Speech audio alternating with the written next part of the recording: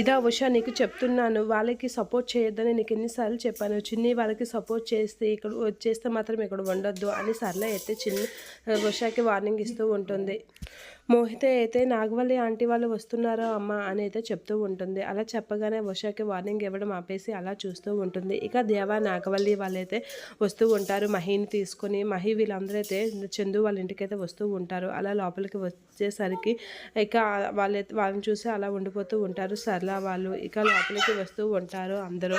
ఇలా అందరూ లోపలికి వచ్చి మాట్లాడుతూ ఉంటారు. మహి అయితే ఇలా అంటూ ఉంటాడు చందుతోన, నేను ఇలా కలుస్తానని అనుకోలేదు చందు, సారీ అని అయితే అంటూ ఉంటాడు. ఇక ఆ మాటలకి దేవ అయితే, ఏంటి మహి ఏం చేస్తున్నావు నువ్వు? వాళ్ళ బాధని పోగొడతావని నేను వస్తే ఇంకా వాళ్ళ బాధని పెంచుతావా అని అనేసరికి ఉష అయితే అలా చూస్తూ ఉంటుంది. వాళ్ళని బాధని పెంచడానికి కాదు, వాళ్ళ బాధను పోగొట్టడానికి నేను ఇక్కడ తీసుకొచ్చాను.